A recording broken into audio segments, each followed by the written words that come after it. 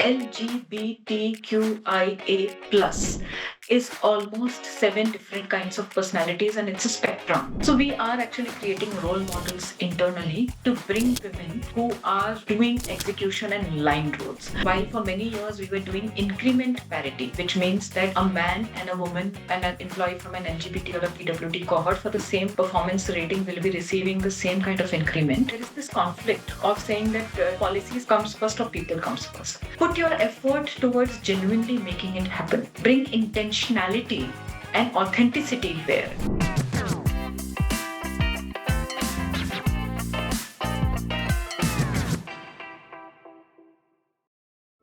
Welcome to Hired by iimjobs, presented by All Things Talent, the podcast where we decode the world of hiring, inclusion, and leadership with the voices shaping the future. I am your host Akanksha, and today we are turning the spotlight on an industry that quite literally builds the skylines that we live under.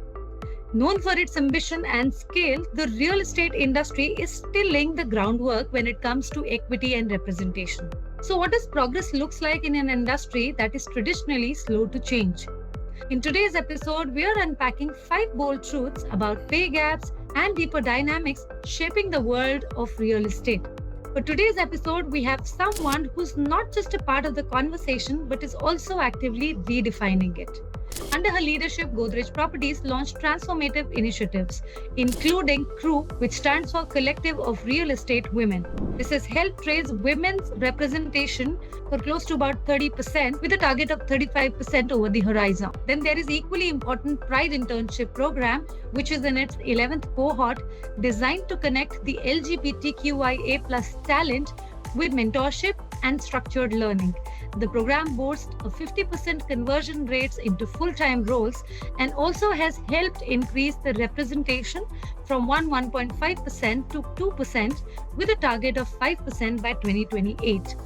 To the woman who has led these changes with vision and intent, Megha Goel, CHRO, Godrej Properties. Megha, thank you so much for doing this. I would like to start the discussion around merit or rather demerit. Megha, often hiring frameworks claim to be merit based, but in practice, they sometimes reinforce legacy privilege. What are your thoughts on how the real estate industry defines or sometimes or perhaps misdefines merit? This is the whole story of why we sometimes feel that some of the sectors which are male dominated, and how do they look at merit, and real estate has actually been one of those sectors. When the sector becomes extremely dominated by a particular cohort, you will not even find talent of a different type, right? So firstly that happens. Secondly, there is deep stereotypes. Right, there are stereotypes about understanding whether this person is good enough, and I will share a lot of experiments with you in a minute now. There are stereotypes also to understand whether a woman can do this job or not, LGBTQIA would do this job or not, because the stereotype is that these kind of people are not able to do these jobs. One thing is to hire people, advocate for them, and the other thing is to create a sensitive floor for them, a safe environment for them. Do you also see merit in sensitizing the floor when you hire people from the LGBTQ community, or you hire a female leader, a woman leader in a team which was mostly dominated by men, a team which only had men and is now welcoming a woman member? What are your thoughts on that? We do a lot of work from a sensitization perspective, and I will tell you that it is not one session of sensitization. We have been doing it for many years now. There are 2, 3 things. A, we have been very, very vocal about the fact that we are a high performing organization, right?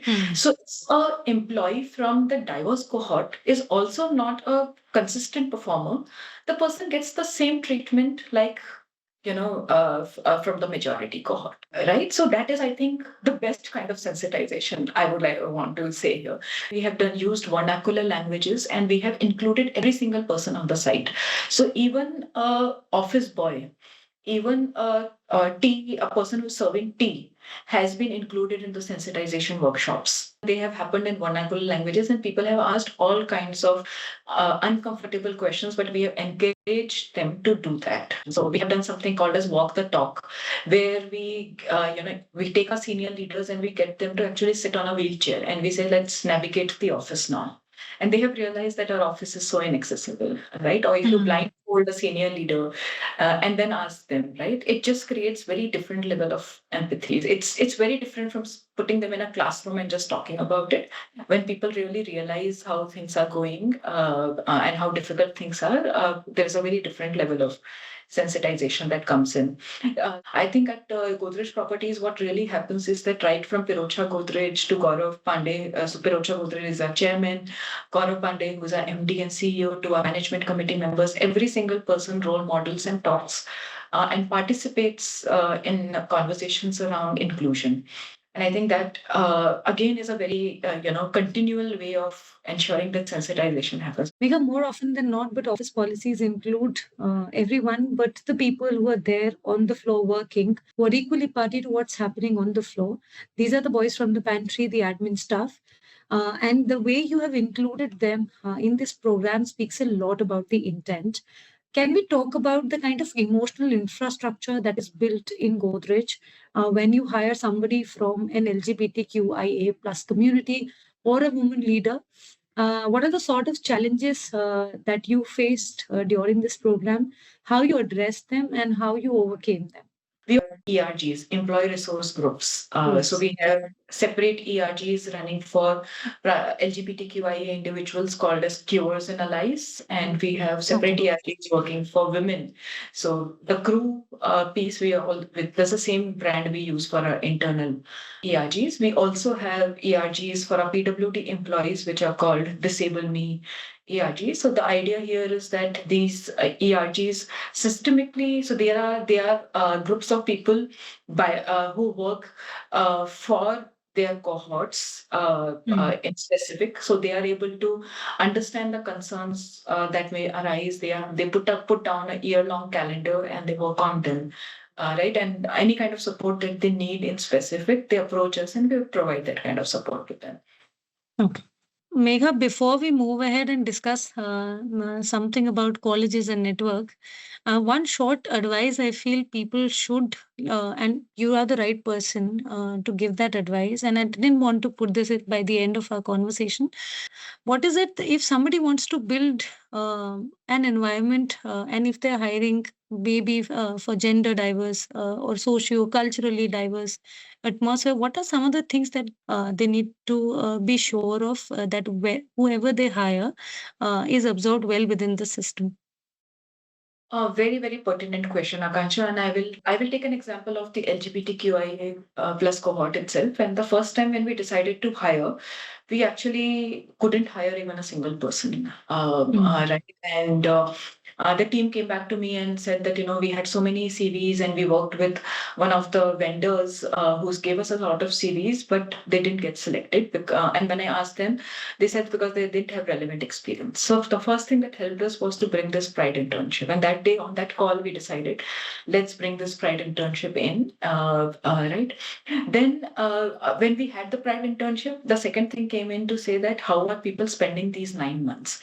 And we had to really put down a proper process. So they will have a mentor, they will have a buddy who trains them, who builds their capability. Only then a person will be able to cover that gap of many years of experience and get converted within a 9-month period.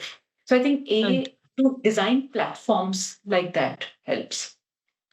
Second is, I think it really helped us to get recruiters from the cohort. Right, those recruiters not only made it a personal mission to get more of their kind, but also really understood the concerns that may be facing, because we don't recognize the fact that LGBTQIA plus is almost 7 different kinds of personalities, and it's a spectrum, right? And a lot of us don't understand that spectrum, right? So having a recruiter from the cohort still enables to understand that spectrum. So, for example, when a position is open and you send the first 10 CVs, which are all men, how will you even create a space to hire a woman? Right. So I have a sourcing pipeline measure where we say that, our sourcing pipeline should be 50-50. If you're sending 10 CVs, 5 should be diverse and 5 should be men. right? So, right at the sourcing mechanism itself, you have to operate in that ways. And then if we see that the selection going forward is not showing this kind of a percentage, because technically there should be a rationale why a particular percentage of women are not going forward, or a particular percentage of diverse cohorts are not going forward. We use measures like mask CVs Okay. as well. Right. Advocacy really, really helps. Organizations should talk about, what they are doing a lot more so that people trust. It helps not only externally for candidates to apply, but it also, again, is a sensitization that happens internally when you advocate quite a bit, and especially senior leadership advocacy really helps. And I would say that, you just do the talk without the walk, people will know it. So building true culture is extremely important, and you can see if people experience bad culture, they will talk about it, right? At Godrej Properties, you will see a lot of people talking about what good things they have Hmm. experienced. So I think that is again important. How do you build culture? And that's where I want to spend a little more time. It's a lot Sure. about listening at Godrej Properties. And if you will see the kind of policies we have worked upon, it have come from the place of listening itself. For example, I had a colleague, and this colleague decided to have a taken name. Didn't want to be referred by the dead name, but all the legal documents are still referring to this colleague with the dead name. And in the Hmm. beginning, we were facing a lot of confusion that what do you call this person? And one day, then we just thought that why shouldn't we just ask the person to use their taken name? Because for all legal matters, anyways, the previous name is there. But to have an email ID, to be referred to and called in office, why shouldn't Hmm. the person be using a taken name? There is no legality there. And Hmm. now there are so many candidates who apply to us, and when they apply to us, they change their name and they will tell us that this is for the first time that I have made my CV and I have used this name. And we have these interesting conversations on saying that why did you choose this name? What was the inspiration behind this name? So I think really listening and bringing empathy in and making things work has been the other way in which we have built culture, and now we are able to really hire a lot of people. Megha, I would now take a little detour from here and talk about the third bold truth from the industry, which is around equity. That also means casting a wider net. And while we talk about hiring, it has been said that they usually hire from the same pipeline, same colleges, same pedigree, or same networks. And it is true, right? Equity doesn't happen if you look again and again in the same places. How is your team rethinking where and how to discover the talent? You're absolutely right. And, I call it the buy approach, because you are always trying to, look at the same ways. And we Hmm. decided that we will follow the build approach. It Okay. is, slightly more difficult. It takes a lot more time to build talent, but it is more long term. And the sector, the way it is growing, needs a lot more talent coming in, right? So we decided to follow the build approach there. If you look at us campus programs, right, we are going to many, many campuses, and these are the campuses that no other real estate organization is actually visiting, right? Our campus batches, which are almost 50-60% women, the people who, candidates who join us are a lot women. So we are Hmm. really trying to get a lot of freshers into the sector by new and fresh hiring through campuses. The second thing, Akansha, that we are doing is that even if women joined in the past, they were actually told by their colleagues to say that you should move towards doing desk jobs. Execution tasks are very difficult, line sales is very difficult, so you should move towards doing, MIS kind of jobs or billing kind of jobs. So we are actually creating role models internally to bring women who are doing execution and line roles. We are coming deeply from this thought to say that if you will never have a woman who did line sales, you will never Hmm. have a chief sales officer in the future who will be a woman. If you Right. don't have a woman who actually did civil execution, you will never be able to have a chief construction officer who is a woman in the future, right? So you have to retain women in these line roles. And for that, sensitization helps, role modeling helps. So, things like crew help us do that role modeling, supporting women who are doing these jobs internally. Role modeling internally helps a lot more, creating cultures. So we have also seen that if you have a site and you just have one woman sitting there or two women sitting there, that it's very difficult to operate in those kind of areas. So we have something called as model sites. And at this point of time, we have 12 model sites across India where we have equal representation. So what we said is that, we are always catching up. Can we start right in some places? So these model sites, right from day one, will have 50% representation of men and 50% representation of women, LGBTQIA and PWD. So some of these things are really helping us, on our build journey to create new kind of talent for the sector. Megha, you talked about some very unconventional hiring scenarios. Could you also give some real world example? And please feel, you have the liberty to include people from the community and women in unconventional setup where they sort of, you spoke of breaking the stereotypes. They did that and are an example for the world and for people around them. Oh, there are many, many examples. Let's talk about PNL leaders. Gitika Trehan, who is our North zonal CEO. She is a PNL leader. She actually started her career from strategy and moved across various roles to now lead the whole, zone for us. And that's an extremely senior level at which we are operating. But N minus one to her, we have many more PNL leaders in the organization. We have zonal executive committees, and our South Zonal Executive Committee is actually 50% women. So we have our business development leader who is a woman. We have a customer centricity leader who is a woman. We have a design leader who is a woman. We have both our PNL leaders in that zonal executive committee are women, right? So across various levels, we have this. If you go down even further, we have many projects where now our project PNL leaders are women. Go down even further, we have many projects where our project managers, which are civil engineers, are women. So these women are actually leading the whole project, are leading teams which are, on roll and off roll, almost 60, 70 team members, and then a lot more laborers, etc. They are actually leading them. Right. So many examples like these exist in the organization, and they are celebrated. Right, they're celebrated across various levels, and we look at them with a lot of pride. We also really follow fairness across the process. So, Akansha, very simple things like, when you are doing a performance process and you will see the normalized ratings coming in, you would actually see that sometimes when for the same goal score, more number of men were rated higher as compared to women, right? And when you see some of these things, you go back and ask this question to say that, what was the difference? And when you probably, do this many, one or two times, you realize that there is some amount of stereotype happening there.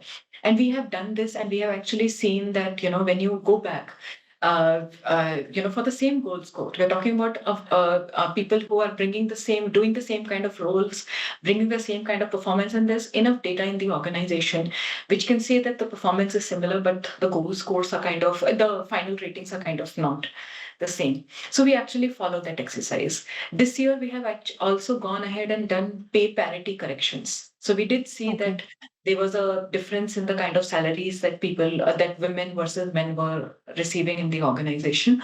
And while for many years we were doing increment parity, which means that a man and a woman and an employee from an LGBT or a PWD cohort for the same performance rating will be receiving the same kind of increment. But we also realized this year that there is a debt that we get. So women, when we hire itself from the sector, are probably coming at a lower salary. So we said that we should do a correction there as well. So we said that, for the same kind of job where a man and a woman are performing and they have the same performance, why shouldn't a woman be getting paid the same salary? It led to we giving huge increases to women. And in some pockets, women have even received upwards of 60% increases in this year. But we went ahead and took this call. We also spoke to our men. So it's our leadership actually spoke about what we wanted to do, because there were teams in which women got such high increments, and we didn't want people to keep wondering on why it is so. And that's where culture building really comes in, where we openly spoke about why we are doing this and why we will continue to do this, and take our men as well together with us and form allies with them. Now this is not sensitization, through a workshop, but this is sensitization through your practices that happens, right? And I think some of these things have helped us. Sure. Megha, you spoke of something very interesting, and with I feel that could be another discussion segment for us. Uh, I move to another bold truth number 4, that progress must be measured, not assumed. And I think the last 3 4 minutes when you were speaking, it was right around what this segment is about. That if you have the intent, it's one thing, but unless you make it very measurable or visible, especially in your case when you're hiring people from the community, how is your team ensuring the consistency and accountability when you are hiring or when you have such ambitious DEI goals? You're absolutely right, Akansha. And actually, it's been now almost 5 years or so that we declare our DNI goals much in advance. I think in 21 was the first time that we declared that by 25, 31st March 25, we wanted to be 35% women in the organization. Right. And we declare it in our annual reports and our IR reports everywhere, right? And once you declare it and you make it public, then you actually work behind it, right? Similarly, now again we have declared our goals for FY28 as well. So every 3 years, we firstly go out and we declare our goals. Akansha, we are an organization who believes that you can get the numbers. Getting the numbers is not easy, but holding the numbers is important. Right. So we actually even track attrition, right? And we track diversity attrition. So we say that out of the 100 people who left us, how many were men, how many were women? Are we losing more women as compared to men? Right? We track engagement. Right?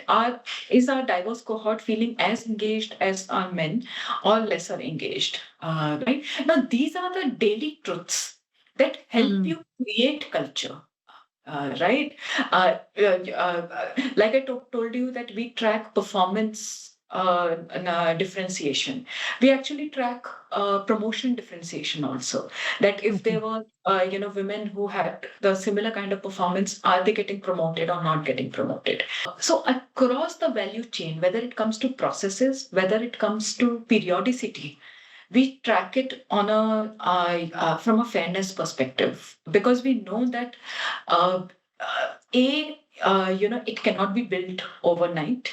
B, even if you build it overnight, it will not last, and that is not culture. Culture comes in when you work on it every single day, and that's something that GPL is deeply focused on. Megha, I know, and I'm not trying to sensationalize this, but what do you have to say to the organizations who think DNI is a hobby? Akansha, I will just say that, if you believe that it will never work, right? I will also say that, and I will be very honest that while we absolutely as a group believe that being inclusive is the right way to do, but there is a business case as well.